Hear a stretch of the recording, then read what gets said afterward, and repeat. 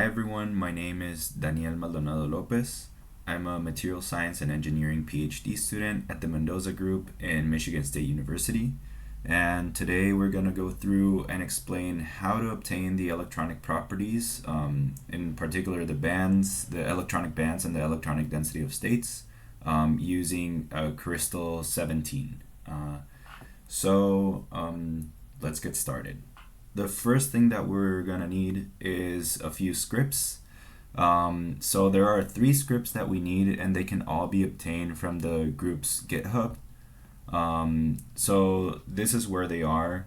We're gonna need alldos.py. We are going to need ipbands.py and ipdos.py. Furthermore, we are going to use, or an option is to use a website called SeekPath, or rather a tool called SeekPath, to obtain the paths for band structure calculations. So let's get started. I'm going to go to my HPCC here.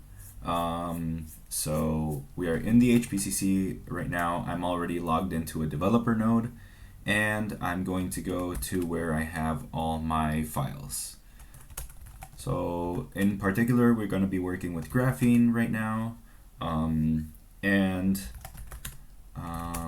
we're going to start from a single point calculation.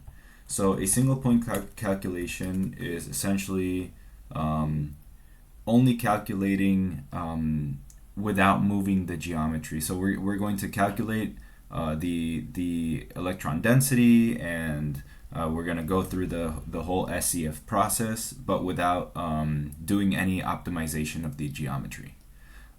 So in particular for crystal, the only difference between a geometry optimization, which is what we talked about in the previous video, and a single point calculation is that we erase some lines that said opgeom, so optimize geometry and so on. There were a few lines after the geometry here where we specified some parameters for the geometry optimization. Those were erased, and we updated with a new geometry. So this is the updated geometry after the optimization, and just remove those lines, and now we have a single point calculation. Now, after running this calculation, this single point calculation, we're going to obtain an F9 file. This F9 file is the density matrix, and that's what we will need for obtaining the properties. So I went ahead and copied this F9 file into 2 different folders called bands and DOS. So let's start with the bands one. So here in the bands, I actually renamed that F9 from the single point to _band.f9. And the reason is because we run our calculations not in this directory, so not in our main directory, but rather in a scratch directory. And in the scratch directory, we might overwrite our folder that we create when we run the calculation if we don't change this name. So it's good practice to change the name if you don't want to overwrite anything in the scratch directory. So I just updated this with _band.f9, and I created a file called graphenespband.d3. So the property calculations are carried out with scripts, or input scripts that have the termination D3. So let's check out this D3 for bands. So it's very simple. There's only a few lines that we need. The first line is just band. This is always going to be there. The next line, it can be anything. In this case, I just used a title. So in this case, graphene, which is the system that we're analyzing. And then we have a few numbers here. In this line, the first number means it is the number of lines that we're going to explore in reciprocal space. So in this case, we're going to do gamma to m, m to k, and k to gamma. 6 is a shrinking factor that we use, which divides these numbers in the paths. So for example, gamma is at 0, 0, 0, M is at 1/2 0 0, and we use a 3 here because this 3 is going to be divided by this 6, and so on. So this is the way that these paths are generated. Now the next number is the number of cape points along the entire path. So if we wanted a higher resolution of cape points, we could add more here. The next two numbers are the first band and the last band that will be analyzed. And so we have 1 to 36. The way we get this 36 is actually from the output file for our single point calculation. So I'm going to go into that output file, and I'm going to search for number of AO. So it's the number of atomic orbitals, and that corresponds to the number of bands. So we use this number usually if we want to explore the entire band range, which we usually do in these band calculations. So I'm going to go back to my bands folder and go into the D3. And then these last few options, the first one is just formatting for plotting. So we use a standard option for plotting. This usually is not changed. And the last number is a 0, which indicates that we do not want to print the eigenvectors, or rather the eigenvalues. These two can be changed and they can be useful, but in general we don't change them around too much. And then the next 3 lines, as I mentioned previously, are the paths, and then we just say end, and that's pretty much it for our band D3. Now, in order to run this calculation, we need a submission file, which I named graphenespband.sh. And it looks very similar to a normal D12 calculation. However, it does change a little bit. So the main change here is that we now run a different executable for properties, which actually reads the D3 file instead of the D12 files that we used for optimization or for single points. We also have some commands that copy some important files from the scratch to the home directory or the current directory, and essentially all of this remains the same for every single calculation. The only thing that we change is the job name, which is very important that these 3 lines are the same, and they're the same as our D3, but without the D3 termination. We also change the number of cores, or number of tasks. We can change the partition where we're running this, so Mendoza Q or General would be the 2 accounts used in the HPCC. And we can change the number of nodes here, the amount of time, and the memory. So this is pretty standard, very similar to the submission script for geometry optimization or single point, but some things do change. And in particular, this P properties is very important that we include. Okay, so once we're ready to run the calculation, we just do sbatch graphene spband.sh, and it should submit. So it was submitted correctly. And one last thing that I want to talk about in the bands is the how we obtain the paths for these D3s. So there's this very cool online tool called SeekPath, where essentially we just import any structure. In particular, we like to use CIF files. So with the CIF extension, and I have one ready here.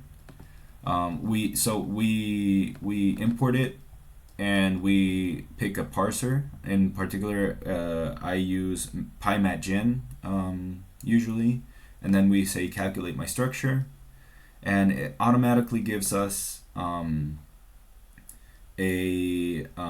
so this is the structure in reciprocal space on the left, and it gives us automatically a path that will give us most of the information that we need from a band structure. For our purposes, we simplified it and only grabbed the gamma MK gamma path, but this adds a little bit more complexity and grabs some different high symmetry points as well. But in our calculation, we only grab the first four. So yeah, that's it for submitting a band calculation. And now we're going to go through and submit a density of states calculation. So right now I have my D12 from the single point, my F9 from the single point, and my out file from the single point, all in one directory. And I also have this script that I talked about previously, all dos.py. So what we're going to do is simply run this script, and it will automatically generate a D3 for a density of states calculation, and it'll change the name of our F9 to underscore dos.f9. Now we can go ahead and remove the D12 and remove the out file, and we can just keep the D3 and the F9. And we're gonna go through and check that D3 so I can explain a little further. So the first thing that we do is new k, and this essentially calculates the Hamiltonian eigenvectors in a new reciprocal space mesh. So there are two values here, and these are shrinking factors for that reciprocal space. In general, so there are actually two grids that we use for these calculations. The first one is a shrinking factor for the Monkhorst net, and this is for diagonalizing the Fock or Concham matrix. And then the second number is a Gillette net, which is the shrinking factor for the Gillette net, and this evaluates the Fermi level and the density matrix. In general, our second number, so the Gillette net, has to be larger, approximately by 2, compared to our Monkhorst net. The next two numbers are the first number tells the program to compute the Fermi energy, and the second one is just for printing options. And you can check what those are in the Crystal manual. We generally do not change these. And we rarely change these two shrinking factors. Well, depending on the system. For graphene, this is more than enough. Next, we specify that we're going to do a density of states calculation. The first number is the number of projections that we're going to do. So in this case, we have 4 projections, and that corresponds to these 4 lines. The next number is a total number of uniformly spaced energy values where the density of states will be computed. Then we have the same as the bands, so from the first band to the last band, and this is also corresponds to the number of atomic orbitals. Then the following number is for formatting. We generally keep it at 1, and you can check the Crystal manual for other options. The next number is 14, and this refers to the number of Legendre polynomials that we use to expand the density of states. 14 we have seen that is generally good enough, but this can go all the way up to 25. And then the last is just printing options, which again we can check in the Crystal manual to see if there are others that are more suitable for your use case. Then these are all the projections. Essentially, what the program does is it checks the output file and it grabs whatever atomic orbitals correspond to the s, p, d orbitals for carbon, and then it puts another projection for all of them. So if the system has different elements, it will do this for all the different elements that there are in the system. Now, similar to the bands, we're going to have a submission script, and it's exactly the same. The only thing that changes here is the name of the job. So instead of underscore bands, we have underscore DOSS. And now we run this, doing sbatch and our submission script, and now it's submitted. So once we have these calculations done, we will want to plot them. And we have a couple scripts called ipbands and ipdos that serve that purpose. So I'm gonna go here to these folders that I prepared, and here I copied the .dat file that is generated from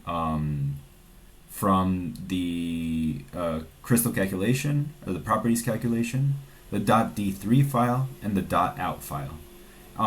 So what we're gonna do is open a terminal here, and to execute this Python script, we essentially do Python ipbands.py, and then we choose a range of energies. So here I'm going to simply choose arbitrarily -5 to 5 for plotting, and it's very important that we have the .out, .d3, and .dat files for this script to run properly. So once we execute, we get the band structure. We have it spin polarized, so spin up and spin down electrons are plotted differently. Spin down is a dotted line, a dotted blue line, and then spin up is a solid red line. So once we close this figure, it's going to actually save these into PNG and SVG files. Similarly, for the density of states, we open a terminal here, and I'm going to do Python ipdos.py, and then also choose an arbitrary energy range where we want to plot. So I'm going to do -5 to 5, and this is -5 to 5 around the Fermi level. I think that's important to note. And then here we get some text, and this text tells us the available projections that we have to plot. So first we have to enter how many projections we want to plot. So for this example, I'm going to plot 3 projections, and then we're going to do the CS, CP, and CD orbitals. Once we run this, it's going to go through the files, and again, the files that we need are the D3, .dat, and .out. And it plots the density of states, similar to how we got the bands. Here, these plots have 2 sides. On the right, we have spin up electrons, and on the left, we have spin down electrons. So these are also spin polarized. And here we can see that the main contributions come from the p orbitals of carbon, which is what we expected. And then here we see that characteristic kind of going to 0 towards the Fermi level from the Dirac cone that forms in graphene. And similarly, once we close this, it will save it in PNG and SVG formats, which we can now open. And yeah, that's pretty much it. If you have any questions regarding this, you can contact us at the group.